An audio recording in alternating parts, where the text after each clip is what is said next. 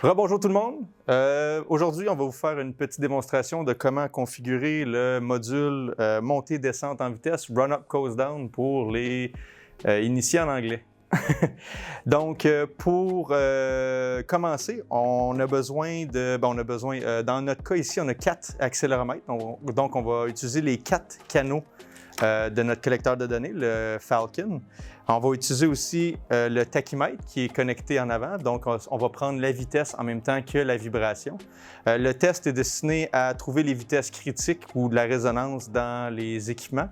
Donc, le principe, c'est soit faire un run-up, donc une montée en vitesse. En montant en vitesse, la fréquence de rotation va forcer sa fréquence, va forcer la rotation. Le débalancement va se faire aller et il va exciter toutes les fréquences, dont, espérons-le, une fréquence naturelle qu'on va pouvoir détecter pendant soit la montée ou la descente en vitesse.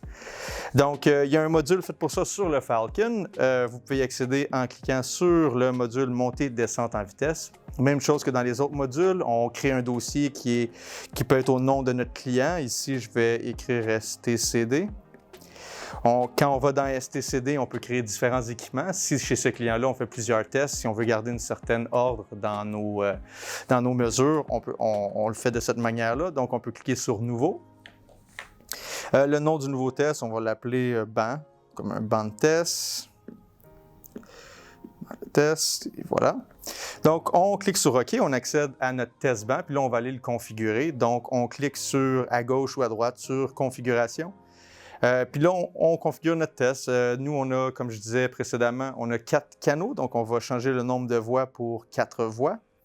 Ensuite, on va utiliser le tachymètre. On peut faire le test sans tachymètre. La différence, c'est qu'on n'a pas la référence de vitesse et de phase. La phase est super utile pour déterminer si on est vraiment en résonance ou pas. Le type d'entrée accéléromètre, donc ce sont tous des 100 millivolts par G, les capteurs de chez Hansford. Oups, excusez-moi, j'ai accroché un fil. Le paramètre le type de mesure qu'on va prendre, nous, ça va être un signal en accélération. On peut aussi le changer pour si on veut avoir de la vitesse vibratoire. Moi, j'aime bien la manière que les graphiques sont représentés en accélération, donc je le laisse comme ça. Maintenant, on va aller dans mesure. C'est ici que le plaisir commence. Donc, si on a un tachymètre, on peut utiliser le auto-stop et start. Donc, le système va automatiquement détecter la vitesse de rotation selon nos critères qui sont juste en dessous. Donc, exemple, la limite vitesse basse à 2,5 Hz. Ça veut dire qu'en montée de vitesse, dès qu'il voit 2,5 Hz, il va commencer son acquisition et il va arrêter quand il va atteindre ici à 25 Hz, donc 1500 RPM. Nous, ici, c'est un 0,1800 RPM, notre système. Donc, on va changer un peu les paramètres. Donc, la première chose que moi je fais normalement, c'est que je change ma fréquence maximale puis mon nombre de lignes. Ça va me donner mes braquettes de vitesse que j'ai le droit d'aller pour avoir un test qui est efficace. Donc, fil passo 2 Hz, c'est parfait. Gamme de fréquence jusqu'à 200 Hz, c'est bon. Je vais avoir plus que 4 harmoniques de ma vitesse de rotation. Je suis bien content avec ça. Mais si vous aviez un ventilateur avec une fréquence de passage des pales plus élevée, il faudrait ajuster peut-être le Fmax, la fréquence maximale. Donc, ici, je vais baisser le nombre de lignes pour avoir 1 seconde par mesure. De cette manière-là, ça va me permettre d'avoir des mesures un peu plus rapidement. Donc, on peut voir que la durée de un enregistrement est de 1 seconde. Tout dépendant du temps qu'on a durant notre run-up ou notre montée en vitesse ou notre descente en vitesse, il faut un peu jouer avec ces paramètres-là. Moi, j'aime avoir plus de lecture que pas assez pour pouvoir justement voir la courbe. Être exactement sur la fréquence m'intéresse moins, donc le nombre de lignes de résolution est un peu moins important. Par contre, ta gamme d'acquisition est plus grande, plus tu as de lignes de résolution. Exemple, vous voyez qu'en bas, ma limite de vitesse recommandée est entre 5 et 190 Hz présentement. Si je monte le nombre de lignes à 800, là, je peux descendre un peu plus bas dans mes limites de vitesse. Donc, tout dépendant du projet que vous avez, vous pouvez vous ajuster. Ici, 200 lignes, c'est amplement. Le nombre d'enregistrements maximal, je vais en mettre 200. De toute façon, le maximum à 4 canaux, ça doit être autour de ça. On a les chiffres à quelque part décrits, mais il va arrêter tout seul de toute manière. Donc, je vais retourner en haut à mes vitesses de rotation. Donc, la limite vitesse basse, on m'a suggéré 5 Hz. Donc, je vais mettre 5 Hz. Donc, il va commencer à mesurer à 5 Hz. En dessous de ça, je n'ai pas assez une ligne de résolution pour voir la différence entre deux pics. Donc, c'est pour ça. Ma limite haute, ça va jusqu'à 30 Hz. Je vais le mettre à 29. Quand il va atteindre 29 Hz, il va arrêter ses mesures.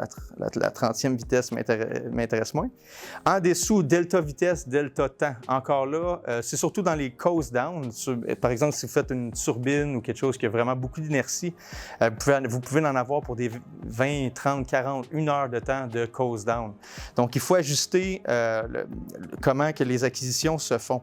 Ici, si je mets des zéros, ce que ça va faire pour chacun des deux, c'est qu'il va prendre des vitesses le plus rapidement possible. Dès que mon 1 seconde a été pris, dans le fond, le temps d'acquisition de mon spectre, il va tout de suite essayer d'en prendre un autre.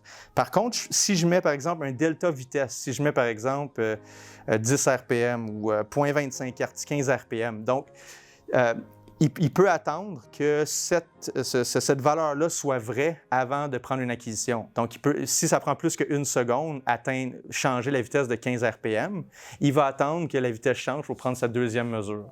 De cette manière-là, on peut prendre des mesures sur plusieurs heures ou selon le type d'équipement qu'on a. Même chose pour le delta temps. Si vous ne voulez pas qu'il acquisitionne en temps, vous pouvez le mettre à 128 secondes.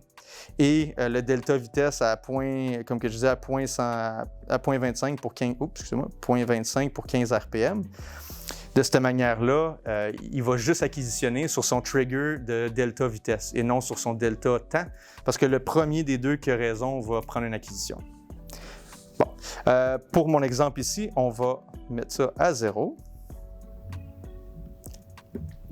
Donc, le plus rapidement possible, le mieux. Je sais que ça prend environ 1 minute 30 pour faire la montée en vitesse de mon système.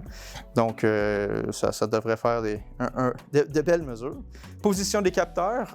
Donc, ici, ma voie 1 est sur mon palier 1 à la verticale. Donc, je peux le noter. Sur mon palier 2 aussi à la verticale. Sur mon palier 3 à la verticale. Et sur mon palier 4, mon quatrième canal, à la verticale.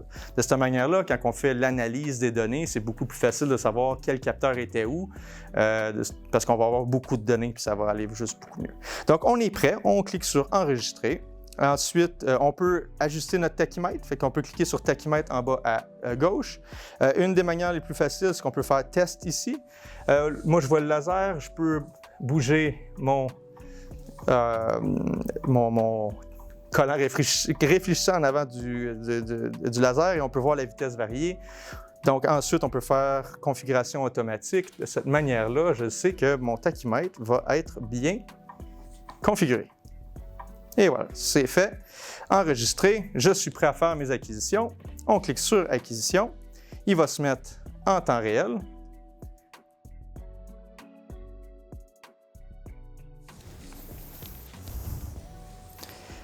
Et quand on est prêt, on pèse sur Acquisition et là, le système va attendre que la vitesse de rotation atteigne 5 Hz avant de prendre son acquisition. J'attends la stabilisation des capteurs et voilà, on est prêt. Acquisition.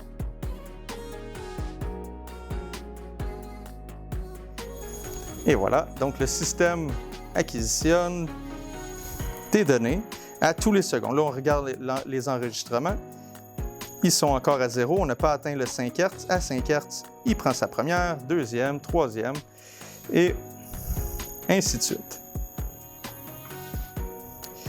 Donc, on peut suivre notre code run-up, dans notre cas ici, à l'écran. On peut voir qu'il prend des acquisitions aux secondes. On est rendu à 11 Hz de vitesse de rotation, donc tout va bien. Il acquisitionne des données.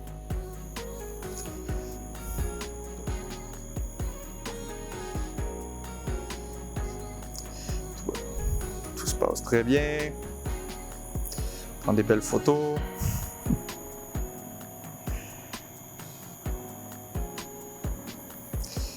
On est rendu à 20 Hz.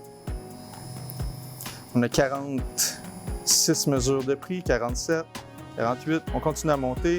Le plus de mesures qu'on va avoir, avec le plus de résolution notre courbe va avoir, notre diagramme de Bode.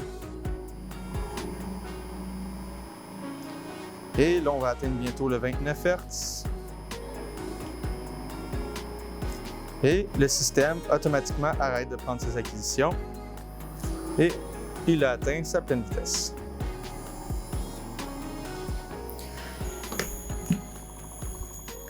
Donc, si on retourne sur nos mesures ici, on peut regarder certaines mesures en plein écran, bon, voir le spectre. Par contre, si on clique sur Retour, ça nous retourne sur notre campagne de mesure ici. On voit le nombre d'enregistrements, notre gamme de fréquences, le temps que ça a pris, la durée d'enregistrement. Donc ici, ça a pris 71 secondes. La fréquence de début, c'était 5 Hz, donc 5.13 qui l'a capturé. Bon. Ensuite, ce qu'on peut faire directement sur l'appareil, c'est aller dans Voir. Puis là, dans Voir, on peut voir le diagramme de Baud pour chacun des capteurs, dans chacune des voies. Donc ici, on peut voir qu'il y a une fréquence d'amplification autour de 14,79 Hz. On pourrait aller calculer, si on voulait, le damping ratio, la fréquence d'amplification. On peut regarder voir le changement de phase. Bon, on peut regarder ça, mais la meilleure manière de jouer avec les données, c'est de les envoyer à l'ordinateur. Donc, pour faire ça, on retourne en arrière, on retourne encore en arrière, on sélectionne notre bande test, on clique sur Export, oui, et voilà. Les données sont prêtes à être recueillies directement sur le Falcon. Si j'avais une clé USB de branchée, lorsque j'ai fait exporter, les données seraient directement sur la clé.